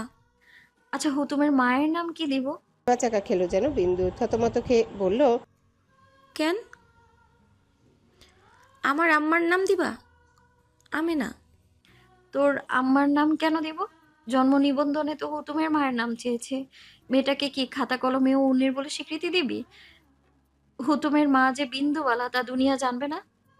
আপা, ভার্সিটির চত্বরের ঠিক বাম পাশে একটা ঘোলাটে জলের পুকুর রয়েছে। সেই পুকুরের পাড় ঘেঁষে রয়েছে 2-3টা গাছ, যেগুলোকে সিমেন্ট দিয়ে বাঁধানো হয়েছে। ভার্সিটির ছেলেমেয়েরা সেই গাছের ছায়ায় বসে আড্ডা দেয়, হাসি তামাশা করে, সুখ দুঃখ থেকে শুরু করে ভাগ করে নেয় দুপুরের খাবারটাও। বিদিশা বসে আছে তেমনই একটা গাছের নিচে, হাতের মাঝে একটা ইংরেজি বই। তার দৃষ্টি মনোযোগ সবটাই সেখানে নিবদ্ধ। সেই সময় ব্যাগের ভিতরে থাকা ফোনটা বেজে উঠল। বিদিশার তুমুল ধ্যানে বিঘ্ন ঘটালো সেই শব্দ। বইটা হাতের মাঝে ভাঁজ করে রেখে ফোনটা বের করে রিসিভ করলো বিদিশা। অপরিচিত নাম্বার দেখে প্রথমেই শুধালো, কি? অপর পাশ থেকে তৎক্ষণাৎ উত্তর এলো না। উত্তর এলো জিরিয়ে। আমি। পরিচিত কণ্ঠ পেতেই কিছুটা চমকালো বিদিশা, তবে সেই চমকে যাওয়ার অনুভূতি বুঝতে দিল না অপর পক্ষের মানুষটাকে, বরং নিতান্তই স্বাভাবিক স্বরে বলল, কোন আমি? অপর পাশ আবারও নীরব রয়ে শোয়ে বলল, না বললে নাও চিনতে পারে, যেখানে কণ্ঠেই চিনছেন না। বিদিশা বুঝেও না বুঝার ভান করে বলল, এত কথা না বলে নামটা বললেই পারেন। আমি তুষার। কথাটা যেন চিবিয়ে চিবিয়ে বলল লোকটা। বিদিশা বুঝলো সেই ভোতার আগের আবাহন। হ্যাঁ বলুন, কি দরকার? বিদিশার এত স্বাভাবিক স্বর যেন আশা করেনি তুষার। এতগুলো বছর সে এতটুকু বুঝেছে মেয়েটা বড়ই ভালোবাসে তাকে। তার সাথে এই মুখ দেখা দেখি বিচ্ছেদে হয়তো মেয়েটা উদাস কাটায় দিন, অথচ কই কণ্ঠস্বরে তো তার কোনো আভাস নেই। তুষার আবারও কতক্ষণ চুপ থেকে অতঃপর বলল, আমি দেশ ছেড়ে যাব, তার আগে তো জানতে হবে আপনার মতে গতি, তাই কল দেওয়া। প্রথমবারের মতন এবার আর তুষার দেশ ছেড়ে যাওয়ার কথা বিদিশার মন ভেঙে চূর্ণ বিচূর্ণ হলো না। ভাঙা জিনিস আর কি বা ভাঙবে, তবে মনের কোনায় জ্বলতে থাকা নিভু নিভু আশার প্রদীপটা এই একটা বাক্যে এক লহমায় নিভে গেল। তবুও সে রইল শক্ত, বুকের ভেতরে যেন সমনের পাথর বেঁধে উত্তর দিল, আমার মতিগতি বলতে আমি কি আপনাকে দেশে আজকে রেখেছি? রেখেছেনি তো, বিয়ে নাটকটা করে। তুষারের এমন কথায় ব্যথিত হলো বিদিশা। বিয়ে নাটক? হ্যাঁ, নাটকই তো। আপনাকে আমি যদি নাটকেই আটকাতাম তবে দেশে আপনাকে 4 বছর আগে আনতে পারতাম। যখন চলে গিয়েছিলেন তখনই দেশে আসতে বাধ্য করতাম। তারপর আপনার জীবনযাপন হতো জেলে। নাটক করিনি বলেই আজ জিহব্বটা লাগামহীন কথা বলতে পারলো। এমন করা জবাবে তাজ্জব বনে গেল তুষার। প্রায় ধমকে বলল, মুখ সামনে কথা বলো। বিদিশা হাসলো, তাচ্ছিল্য করে বলল, সেম টু ইউ। আমার সাথে 4 বছরে যত অবিচার হয়েছে সব কিছুর দায়ভার আমি সৃষ্টিকর্তার উপর তুলে দিচ্ছি। আর আপনার উপর আমার কোনো ধরনের আকর্ষণ আসা কিছুই নেই। তুষারের কণ্ঠ নরম হয়ে এলো। নেই। থাকলে তো সংসারই করতাম, যেমন 4 বছর করেছি, একা একা স্মৃতির সাথে সংসার। তুষার আর কিছু বলল না, কল কাটার আগে বলার ভদ্রতাটুকু দেখালো না, খট করে কল কেটে দিল। বিদিশা জোরে জোরে কটা শ্বাস টেনে নেয় বুকের ভিতরে। মনের ভিতর মরে যাওয়া ক্ষীণ আশাটার জন্য কিছু সময় উন্মনা রয়। ভুল মানুষের উপর আশা রাখলে এমনভাবে আশা ভাঙবে তা যে স্বাভাবিক, সে এটাও জানে। তবু মায়া যে বড় ভয়ঙ্কর জিনিস, কাটানো জটিল। কবছর লাগবে কে জানে, নাকি এক জীবনও যথেষ্ট হবে না। বিদিশার ভাবনার মাঝে আবারও ফোন বেজে ওঠে। মায়ের নাম্বার দেখে সাথে সাথে রিসিভ করে। ওপাশ থেকে মা ক্রন্দনরত স্বরে বলে ওঠে, বিদুরে, তোর মুক্তি হয়ে গেল, তুই মুক্ত, খুশি তো? হ্যালো বন্ধুরা, পরবর্তী পার্ট খুব তাড়াতাড়ি আসবে, তো সবাই অপেক্ষায় থাকো। আর চ্যানেলটি যারা এখনো সাবস্ক্রাইব করোনি তারা পরবর্তী পার্ট দেখার জন্য চ্যানেলটি সাবস্ক্রাইব করে রেখো। ধন্যবাদ সবাইকে, আমাদের সাথেই থেকো।